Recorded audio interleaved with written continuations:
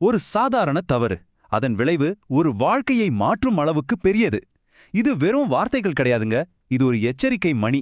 நாம தினமும் பார்க்கற, ஒருவேளை நாமளே கூட செய்யற ஒரு ரொம்ப சாதாரண விஷயம் எப்படி ஒருத்தரோட வாழ்க்கையே தலைகீழா புரட்டி போட முடியும்னு தான் பார்க்க போறோம். வாங்க, முதல்ல இது ஏன் வயசானவங்களுக்கு இவ்வளவு பெரிய ஆபத்தா மாறுதுன்னு புரிஞ்சுக்கலாம். ஆமா, நாம நேரடியா பேச போறது டயபெட்டிஸ், அதாவது சர்க்கரை நோயை பத்தி தான். குறிப்பா 60 வயசுக்கு மேல இருக்கவங்களுக்கு. பலரும் இந்த நோயோட ஒரு பெரிய போராட்டம் நடத்திட்டு இருப்பாங்க. மருந்து, மாத்திரை, உணவு கட்டுப்பாடுன்னு எவ்வளவு முயற்சி செஞ்சாலும் அவங்களுக்கே தெரியாம செய்ற இந்த ஒரே ஒரு பழக்கம் அவங்க கஷ்டப்பட்டு கட்டின கோட்டையை மொத்தமா இடிச்சு தள்ளிடுது. சர்க்கரை நோயை கண்ட்ரோல்ல இருந்து அவுட் ஆஃப் கண்ட்ரோல் நிலைக்கு கொண்டு போற அந்த ஒரு தப்பு என்ன? சரி, முதல்ல ஒரு கேள்வி. ஏன் குறிப்பா 60 வயசுக்கு மேல இது ஒரு பெரிய பிரச்சனையா மாறுது? நம்ம உடம்பு ஒரு சூப்பரான மெஷின் மாதிரி. இளமையில அது ரொம்ப திறமையா வேகமா வேலை செய்யும். ஆனா வயசாக ஆக அந்த மிஷினோட ரூல்ஸ் கொஞ்சம் கொஞ்சமா மாறுது. அந்த புது ரூல்ஸ் என்னன்னு நாம சரியா புரிஞ்சுக்கிட்டாதான் இந்த ஆபத்தோட முழு பரிமாணமும் நமக்கு புரியும். இந்த வார்த்தைய நல்லா ஞாபகம் வச்சுக்கோங்க. இன்சுலின் ரெசிஸ்டன்ஸ், அதாவது இன்சுலின் எதிர்ப்பு. இதுதான் எல்லா பிரச்சனைக்கும் ஆணிவேர். சிம்பிளா சொல்லணும்னா, இன்சுலின் ஒரு டெலிவரி பாய் மாதிரி. ரத்தத்துல இருக்கிற சர்க்கரைய, அதாவது எனர்ஜிய நம்ம உடம்பு செல்களுக்கு கொண்டு போய் சேர்க்கறது தான் அதோட வேலை. ஆனா வயசாக ஆக இந்த செல்கள் இன்சுலினை சரியா மதிக்காது, கதவை திறக்காது. இதுக்கு பேர் தான் இன்சுலின் எதிர்ப்பு. இதனால அந்த சர்க்கரையெல்லாம் டெலிவரி ஆகாம நம்ம ரத்தத்திலேயே தேங்கி நின்னுடுது. இந்த அட்டவணையை பாருங்க, ரொம்ப தெளிவா புரியும். இளமையில நம்ம உடம்பு ஒரு ஸ்போர்ட்ஸ் கார் மாதிரி. மெட்டபாலிசம் வேகமா இருக்கும், இன்சுலின் சொன்னா செல்கள் உடனே கேட்கும், சர்க்கரையெல்லாம் உடனே சக்தியா மாறிடும். ஆனா 60 வயசுக்கு மேல அதே உடம்பு ஒரு பழைய வண்டி மாதிரி கொஞ்சம் மெதுவாகிடுது. இன்சுலினோட பேச்சுக்கு மரியாதை குறையுது. இதனால குளுக்கோஸ, அதாவது சர்க்கரைய சரியா பயன்படுத்த முடியாம நம்ம உடம்பு திணறுது. இப்ப புரியுதா ஏன் ஒரு சின்ன தப்பு கூட வயசானவங்களுக்கு பெரிய பாதிப்பை ஏற்படுத்துதுன்னு? ஓகே, இப்போ நாம விஷயத்தோட மைய புள்ளிக்கு வந்துட்டோம். வயசானவங்களோட உடம்புல என்னென்ன மாற்றங்கள் நடக்குதுன்னு பார்த்தோம். இப்போ அந்த மாற்றங்களோட சேர்ந்து நாம செய்யற எந்த ஒரு சின்ன தவறு அந்த முழு சிஸ்டத்தையும் கவிழ்த்திடுதுன்னு தெரிஞ்சுக்க போறோம். அந்த வாழ்க்கையே மாத்தக்கூடிய அளவுக்கு சக்தி வாய்ந்த அந்த தவறு அது என்ன? ஒரு நிமிஷம் யோசிச்சு பாருங்களேன். சாப்பிட்டதுக்கு அப்புறம் நம்ம வீட்ல இருக்கிற பெரியவங்க பொதுவா என்ன செய்வாங்க? அந்த ஒரு பழக்கத்துல தான் இங்க பிரச்சனையே ஒழிஞ்சிருக்கு. அது என்னவா இருக்கும்? ஆமாங்க, இதுதான் அந்த ஆபத்தான பழக்கம். சாப்பிட்ட உடனே ஒரு குட்டி தூக்கம் போடுறது, இல்லனா அப்படியே சோஃபால சாஞ்சி டிவி பார்க்கறது. என்னது இதுவா? சாப்பிட்டு ஓய்வு எடுக்கிறது நல்லதுதானே நீங்க கேட்கறது எனக்கு நல்லாவே புரியுது. ஆனா சயின்ஸ் பார்வையில பார்த்தா நம்ம உடம்புக்குள்ள இது ஒரு நிசப்தமான பேரழிவை உருவாக்குது.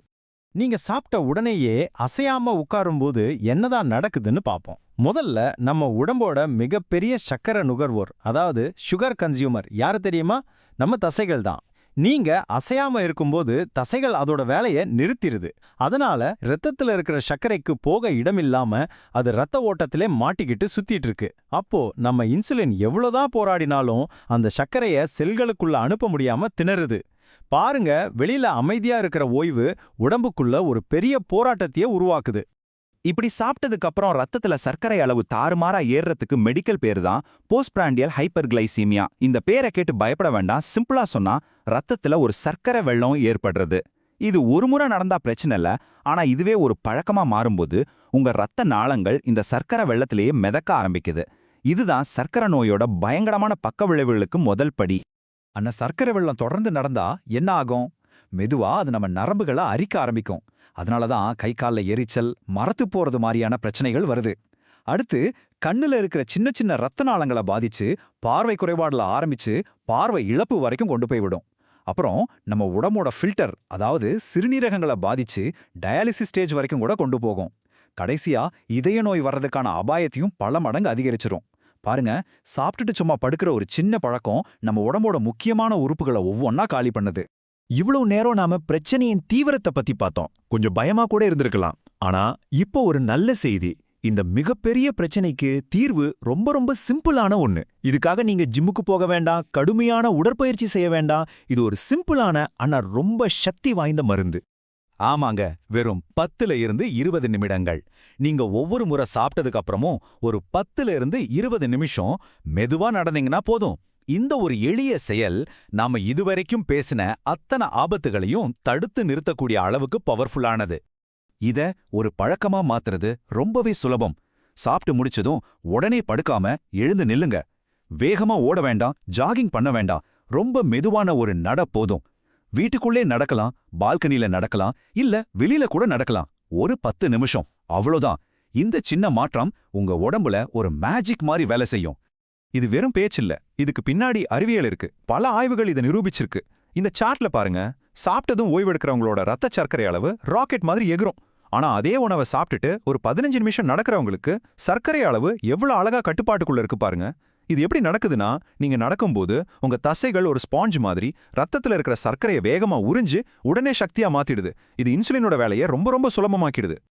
இப்போ நாம இந்த பகுப்பாய்வோட முடிவுக்கு வர்றோம். உங்களுக்கு முன்னாடி இப்போ 2 பாதைகள் தான் இருக்கு. ஒன்னு, நீங்க இத்தனை நாளா தெரியாம பின்பற்றிட்டு வந்த ஓய்வு பாதை.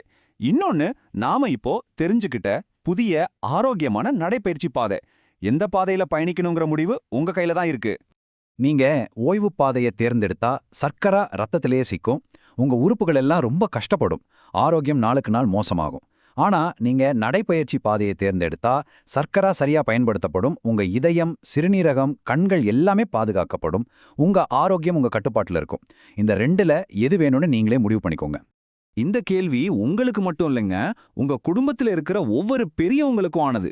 இந்த ஒரு சின்ன பழக்கத்தை மாத்துறது மூலமா அவங்களோட வாழ்க்கை தரத்தை நம்மால நிச்சயம் உயர்த்த முடியும். ஞாபகம் வச்சுக்கோங்க, ஒரு சாதாரண நடை ஒரு சக்தி வாய்ந்த மருந்து.